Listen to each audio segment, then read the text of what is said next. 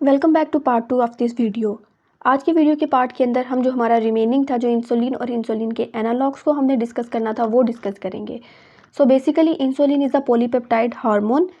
Insulin क्या होता है? इंसुलिन हमारे पास एक पॉलीपेप्टाइड हार्मोन है। यानी पॉलीपेप्टाइड का मतलब है कि बहुत ज़्यादा चेन्स बनी हुई होती हैं पेप्टाइड्स की, प्रोटीन्स की। वो लॉन्ग चेन मिलती हैं तो एक कॉम्प्लेक्स स्ट्रक्चर बनाती हैं।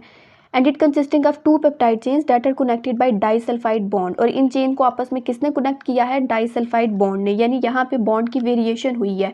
अब यहाँ पे कोई आयनिक बॉन्ड भी हो सकता था, कोई और बॉन्ड भी हो सकता था, लेकिन इस केस में जो उस चेन को जिसने कनेक्ट किया है वो डाइसल्फाइड बॉन्ड है।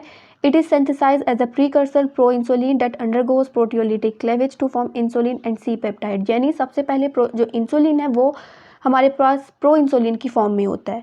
फिर उसके बाद उसकी प्रोटियोलिटिक क्लीवेज होती है, यानी प्रोटीन की सारी ब्रेकडाउन होती है। और फिर जो हमारे पास एंड पे जो हमारे पास प्रोडक्ट मिलता है वो इंसुलिन और सी पेप्टाइड मिलता है।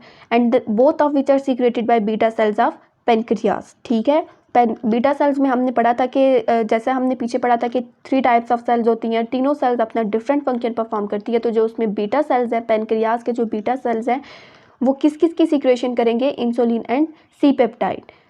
फिर हमारे पास आता है कि insulin secretion is regulated by blood glucose level, some amino acids, other hormones, autonomic mediators. अब जो इंसुलिन की सीक्रेशन हो रही है बॉडी में, वो किस तरह से रेगुलेट होगी? वो कुछ ब्लड ग्लूकोज लेवल भी होगा, कुछ अमाइनो एसिड्स होंगे, कुछ अदर हार्मोन्स होंगे और ऑटोनोमिक मीडिएटर्स भी होंगे। Secretion is often triggered by increase blood glucose. यानी जब ब्लड में ग्लूकोज का लेवल इंक्रीज होगा तो जो नॉर्मल पर्सन में इंसुलिन की सिक्रेशन भी इंक्रीज कर जाएगी और इन transport into beta cells of pancreas. और जो फिर beta cells in response to insulin की सिक्रेशन करेंगे और ग्लूकोज लेवल को उसके जो बैक टू नॉर्मल लेवल पे लेके आया जाएगा। मैकेनिज्म ऑफ एक्शन की बात करते हैं और फार्माकोकाइनेटिक की। Exogenous insulin is administered to replace the absolute insulin secretion in type 1 and in type 2। यानी अब जो हम एक्सोजीनियस इंसुलिन देंगे उसका पर्पज़ ये होगा कि वो एब्सोलिन इंसुलिन जो टाइप 1 और जो इनसफिशिएंट इंसुलिन थी टाइप 2 में, उसको रिप्लेस कर सके। Because insulin is a polypeptide. हमने प्रीवियस स्लाइड में भी पढ़ा कि इंसुलिन क्या है? एक पॉलीपेप्टाइड है। It is degraded in the gastrointestinal tract if taken orally, so that's why we administer it by subcutaneous injection। यानी हम अब जो इंसुलिन है उसको सबक्यूटेनियस इंजेक्शन के थ्रू देते हैं और उसको हम ओरली एडमिनिस्टर क्यों नहीं करते? क्योंकि हमने पढ़ा है कि इंसुलिन एक पॉलीपेप्टाइड है। पॉलीपेप्टाइड मीन्स प्रोटीन है। प्रोटीन की डिग्रेशन किधर होती है? स्टमक के अंदर। To prevent from this degradation, के उसकी जो डिग्रेशन है वो स्टमक में हो जाएगी। इस सारे सिनेरियो से प्रिवेंट करने के लिए फिर हम इंसुलिन को सबक्यूटेनियस इंजेक्शन देते हैं। Continuous subcutaneous insulin infusions also called insulin pump is another method of insulin delivery. यानी हमने 3 फॉर्म्स पढ़ी कि इंसुलिन को डिलीवर करने की 3 डिफरेंट फॉर्म है। कुछ पेन फॉर्म है, कुछ इंसुलिन की फॉर्म में देंगे हम उसको, इंजेक्शन की फॉर्म में। तो उसमें से जो हमारे पास कंटिन्यूस सबक्यूटेनियस इंसुलिन इन्फ्यूजन है, which is also called the insulin pump, is another second method of insulin delivery. फिर उसके बाद आते हैं हमारे पास एडवर्स रिएक्शन टू इंसुलिन। यानी एज वी नो कि अब हर ड्रग्स का एडवांटेज और डिसएडवांटेज दोनों होते हैं। तो इंसुलिन के एडवर्स रिएक्शन क्या आएंगे? वैसे तो इंसुलिन के डिफरेंट एडवर्स रिएक्शन है, लेकिन उनमें से जो मोस्ट सीरियस और कॉमन एडवर्स रिएक्शन है वो है हाइपोग्लाइसीमिया। अदर एडवर्स रिएक्शन कौन कौन से हो सकते हैं? इसमें वेट गेन हो सकता है, लोकल इंजेक्शन साइट रिएक्शंस हो सकते हैं, लिपोडिस्ट्रॉफी। अब ये क्या है?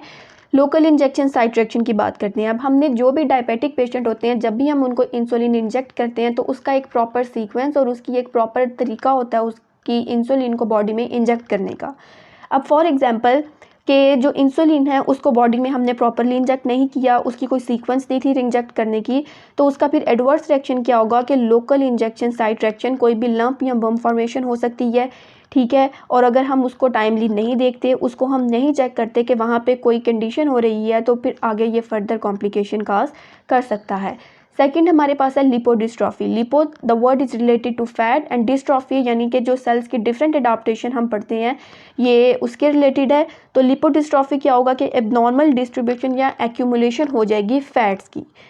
उसके बाद आता है कि lipodystrophy can be minimised by rotation of injection site, यानी अगर आपको लिपोडिस्ट्रॉफी हो जाती है तो उसको हम किस तरह से मिनिमाइज कर सकते हैं कि स्किन को हम मैनुअली रोटेट करेंगे, ठीक है, यानी मैनुअली रोटेट करके इंजेक्शन को इंजेक्ट करते हैं ताकि जो नीचे मूवमेंट है वो हो और जो लंप या कोई भी बम्प की फॉर्मेशन है उससे हम प्रिवेंट कर सकें और वो ना बने, ठीक है।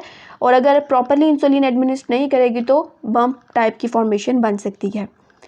फिर उसके बाद कहते हैं कि diabetes with a renal insufficiency में require a decrease in insulin dose. अब जो किडनी प्रॉब्लम है, जिसको किडनी में कोई प्रॉब्लम है, इनसफिशिएंसी है, तो उसमें जो इंसुलिन की डोज है वो हमें डिक्रीज़ करनी पड़ेगी। क्यों?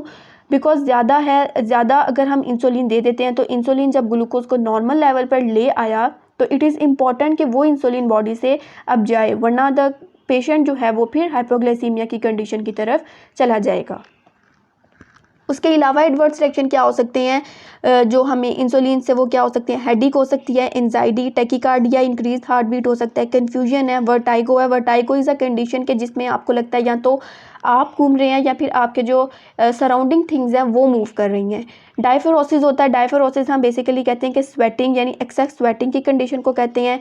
शेकी हैंड्स होते हैं। इंक्रीज एपिटाइट, हमने पढ़ा था पीछे डायबिटीज़ में कि जो डायबिटिक पेशेंट्स होते हैं उनको बहुत ज़्यादा भूख भी लगती है। ब्लड विजन, यानी आपकी आई साइट में बहुत ज़्यादा प्रॉब्लम आ सकती है। वीकनेस और फटीग, अब जो डायबिटीज़ के पेशेंट्स होते हैं उनमें एक तो वीकनेस बहुत ज़्यादा हो जाती है और दूसरा फटीग, यानी वो बहुत जल्दी थक जाते हैं। लिपोडिस्ट्रॉफी आप देख सकते हैं कि हमारे नॉर्मल बॉडी की इस तरह की पोजीशन नहीं होती, लेकिन जो लिपोडिस्ट्रॉफी हो जाए तो फिर उसकी बॉडी की जो शेप है वो भी डिफरेंट वेरी कर सकती है। और हाइपर सेंसिटिविटी के भी एडवर्स रिएक्शन आ सकते हैं अगर इंसुलिन के एडवर्स रिएक्शन को देखा जाए। Do not forget to like, comment and subscribe our channel. Till then, stay happy and stay blessed.